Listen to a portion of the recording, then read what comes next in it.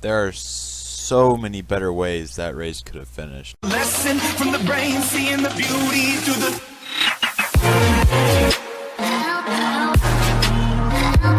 What is up, YouTube? Welcome back to the video, and today we are here with our first NASCAR review of 2020, of the 2020 season. We're back. I know I was planning on doing one for the Daytona 500, but we all know what happened there at the end. Just felt it was appropriate to not really talk about the race, let it run its course and stuff, and just start fresh at Las Vegas.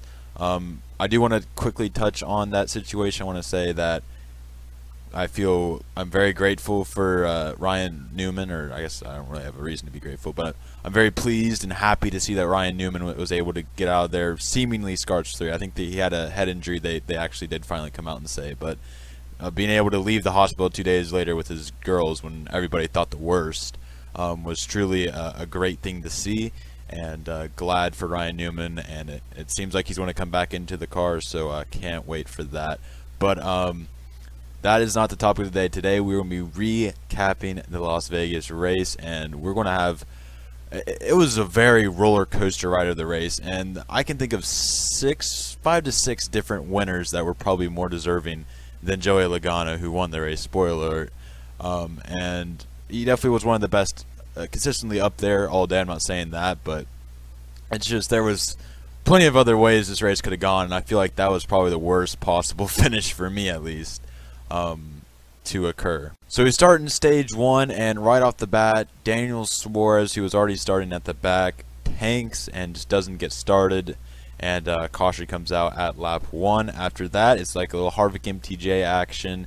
Harvick, throughout the entire race, the first 10 laps was the fastest car by far, would pull out to maybe, a second lead it seemed like, and then just fall off completely and end up being like an 8th place to 10th place. He would just completely fall off and look nothing like he did before. Then he would obviously just repeat the next restart and all of that. Then Chevy makes up almost half of the top 20, and this is one race, so I'm not going to talk about the implications that it has on the rest of the season if this is what we have to get used to, because Las Vegas was also a good race for at least Hendrick Motorsports last year, so don't want to base this off of Las Vegas. But if the rest of the season is like Las Vegas was for Chevy fans have a lot to look forward to. It was a really great race for Chevy, but that's all I'm going to say about it, because we have a long season. This is the second race, the first mile and a half. There's a lot of time for Chevy to screw up. We have Auto Club next week. It'll be interesting to see. It's not a track that they were good at. Las Vegas was a track they were good at. So, I mean, obviously they weren't that good at it, but we'll just have to wait and see how they look at Auto Club, hoping for the best, because as you can tell, I'm a Chevy fan and a Chase Elliott fan. Speaking of Chase Elliott, he would win stage 1. He would go out and really have that long run speed. He was the opposite of Kevin Harvick. He even still had a pretty fast car, obviously. He was like a top 3 car on the short run, and then once that long run came in, he would prove to be the fastest car. He would win stage 1 and stage 2. I'll go ahead and spoil that one. Also, Ross Chastain was in the top 10 there for a little bit. He kept on running. Just seems like some issues that weren't major and killing him until the end when he actually caused a caution. But had a great day, Ross Chastain. If you're a Ross Chastain fan, Roush Fenway is good equipment, not god tier equipment or anything like that by any stretch of the imagination, but still pretty good equipment there. And Kyle Busch started at the back. He slowly moved his way up through the field. But if you look at drivers like Denny Hamlin and Christopher Bell, who are, I don't know how Christopher Bell's equipment is, so I guess we can't really talk about him, but Denny Hamlin and Eric Jones, they kind of plateaued in the 20s range. Now, Denny Hamlin would end up having a terrible second stage, and then third stage come around and got a decent finish, I believe. But Kyle Busch would just methodically make his way through the field and would get his way up to the top 10 by stage 3, or at the end of stage 2. And that's really all. Cole Custer, he finished 29th, or did not finish 29th, I'm sorry. In stage 1, he finished 29th.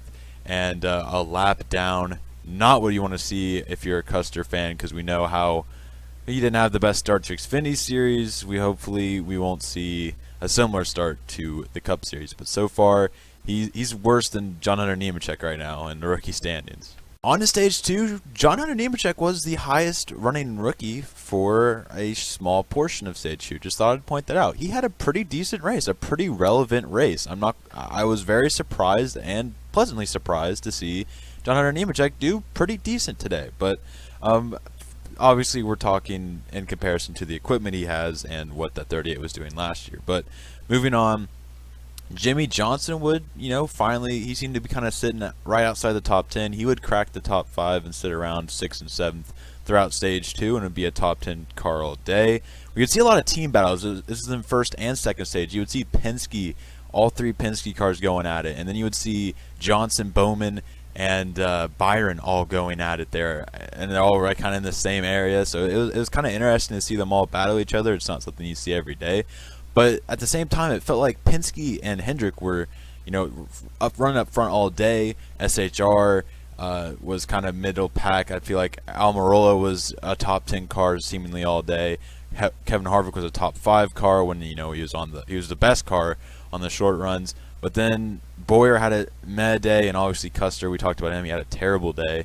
And so SHR was really quiet. Joe Gibbs, MTJ, was a top 5 car until I believe he had a tire rub, which turned into a blown tire. He was the front runner for Joe Gibbs. I think he still had a decent finish. And then Kyle Busch was methodically kind of in and out of the top 10.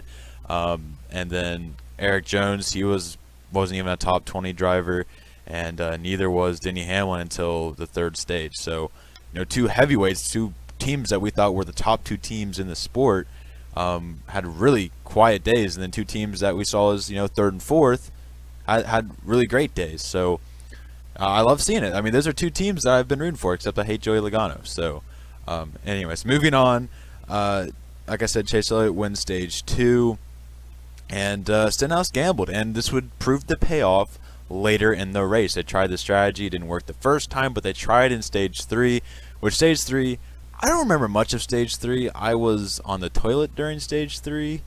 I don't remember much of it, so at least the beginning, I mean. And then we kind of get into this long run. Chase Elliott obviously has the lead because, God, he was fast on the long run. But Ryan Blaney in second. Those 2 were the front runners, and that made me so happy because those are my 2 favorite drivers. I have a Chase Elliott hat. Got a Ryan Blaney diecast here. So I was a happy man then. And then Chase Elliott blows his tire. Don't know what happened. It's not his fault, but I know everybody's got the choke memes going on, so that's all I want to say about that. Very disappointing. But Ryan Blaney still had a great chance, and I want to talk about Ryan Blaney maybe in a separate video if he just keeps on doing good. But Ryan Blaney, he was my second hope at my favorite driver getting a win today, and he looked like he had it in the bag. He had the lead. He was a faster long run car. Logano was kind of a mix between Harvick and Elliott. He was just kind of there. He was consistent. He was faster on the long runs than he was on the short runs, and but he wasn't so slow on the short runs that he'd lose positions as fast as Harvick would. But Ryan Blaney would assume the lead. I believe that caution came out for Elliott. So then we go on the restart, and I believe Harvick obviously went out to the lead. Logano second. Logano would take the lead, and then Blaney finally took the lead.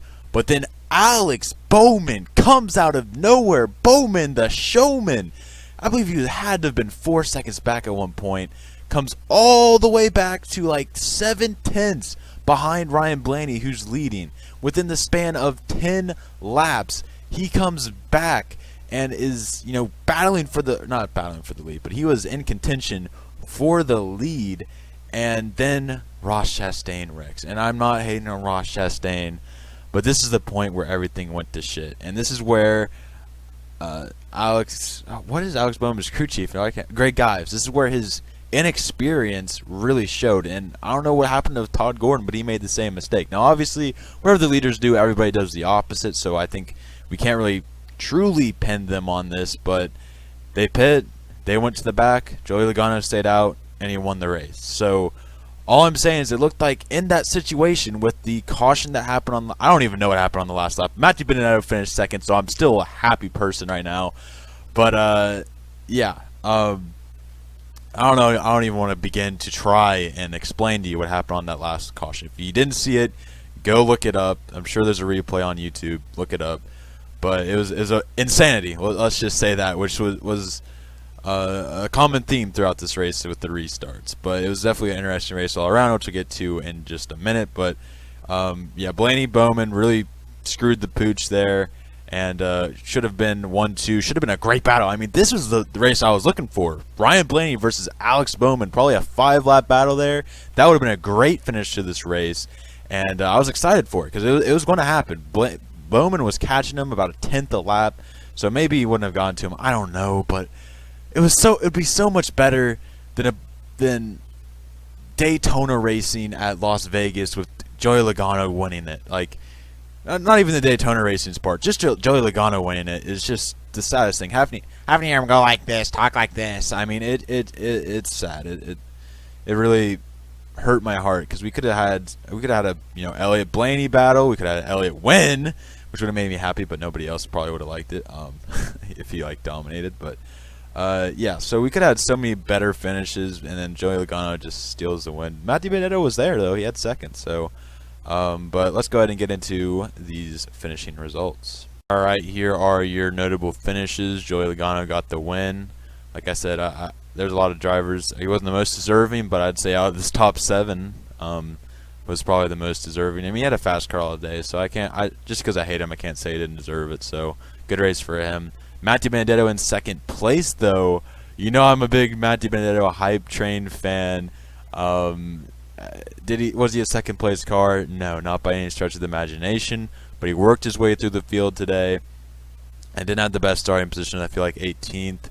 But he got his way up in the top 10, was poised to finish 7th or 8th, I believe, and then was a benefactor, Benedetto, benefactor, of the final restart, was able to get up to 2nd, so kudos to him. Glad to see him doing well. Ricky Stenhouse finishing 3rd. That's another, kind of mid-budget team getting a great finish. I mean, he had like I said, I believe him and DiBenedetto was probably side by side, and they're going to get 2 top 10s there. Glad seeing Stenhouse hopefully redeeming himself here at JTG, and a great finish for them. I can't remember the last time I saw him finish 3rd, other than I think Chris Buescher probably did, but I didn't think of that at first.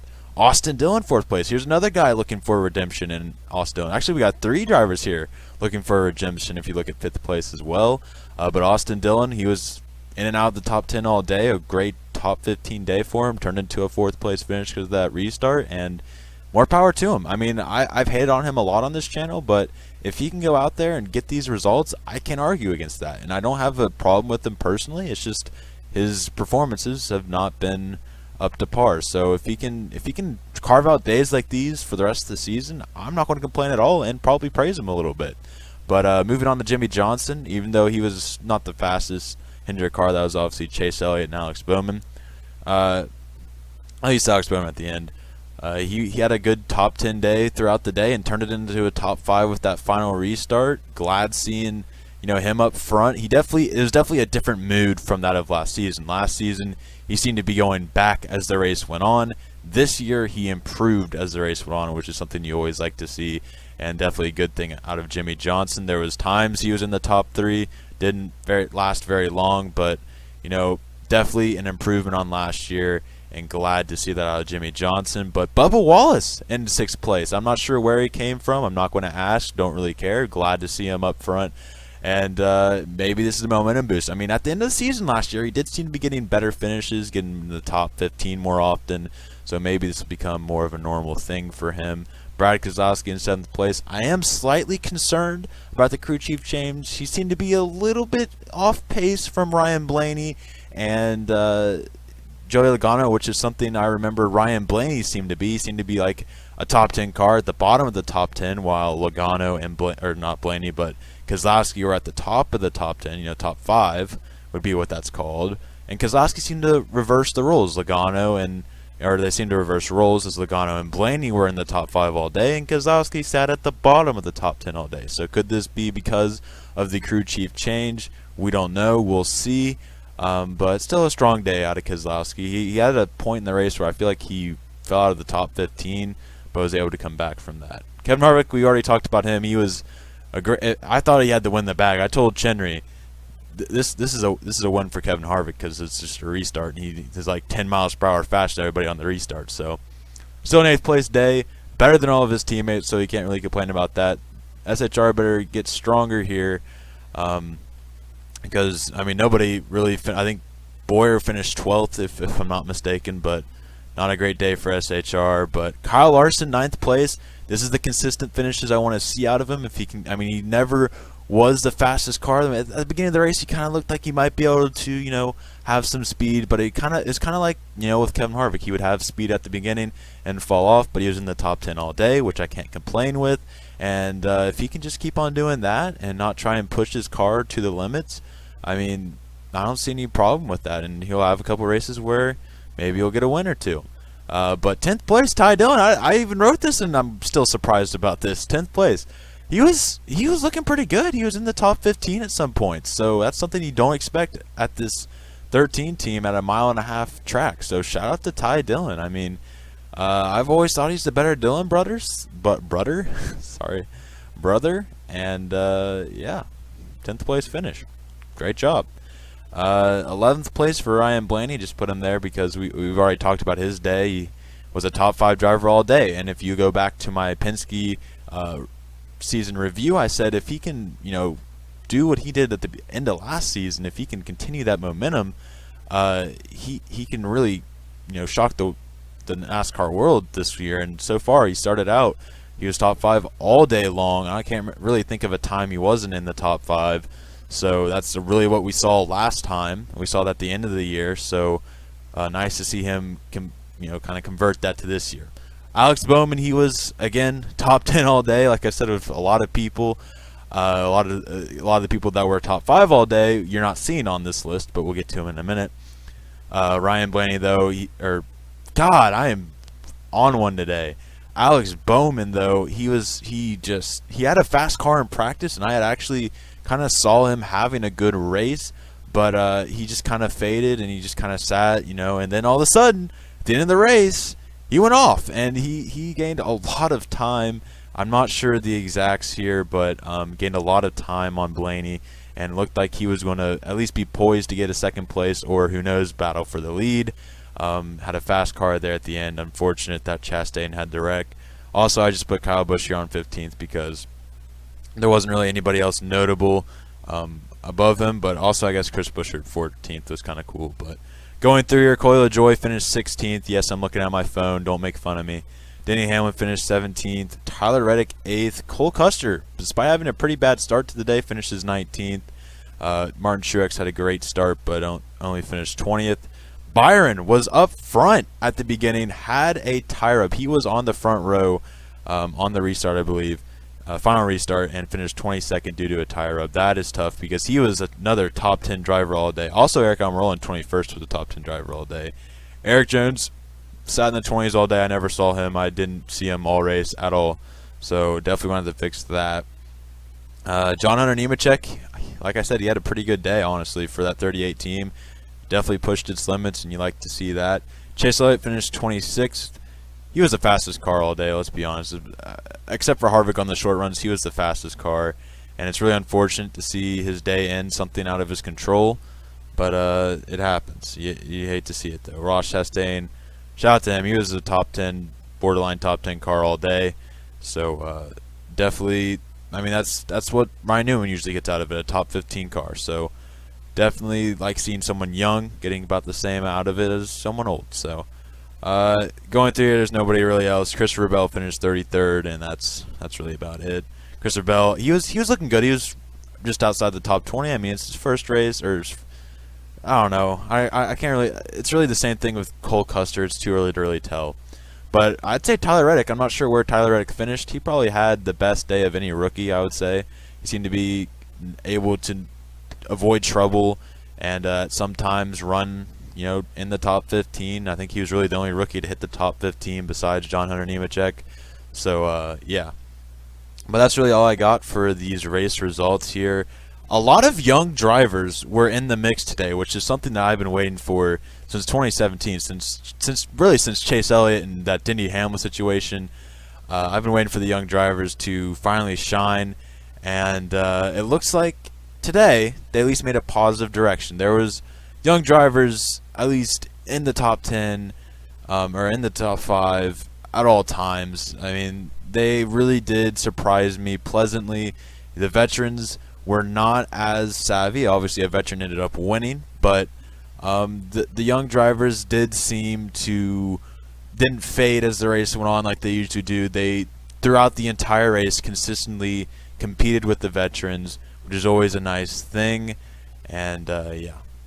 And here's your rookie report. I originally did not think of putting John Hunter Nemechek on here, but he surprised me today, so I'm going to go ahead and put him in this rookie race. We, in my opinion, have 4 rookie drivers competing for the rookie of the year. I'm just kidding. John Hunter Nemechek probably will just plateau about 24th, so that's unfortunate. But anyways, these other guys, Tyler Reddick, like I said, finished 18th, and Cole Custer 19th, but Custer looked the worst of all the rookies throughout the entire race. Christopher Bell finished 33rd, but he had an issue. I believe he hit the wall, which basically ended his day. John Hunter Nemechek and Tyler Reddick, though, those were the 2 most consistent rookies today, Tyler Reddick being the more flashy of the 2. But nice day from Tyler Reddick, and yeah, that's really all I got to say for the rookie report. Nothing much to really talk about this week, but we'll keep track of it throughout the weeks. I'm going to give this race a left turn rating of 7.5 out of 10. Now, if this happened last year, I probably would have given it an 8 to an 8.5. But I do want to kind of, here at the beginning of the season, maybe kind of tank them just a little bit because we don't know what to expect from a week in and week out basis.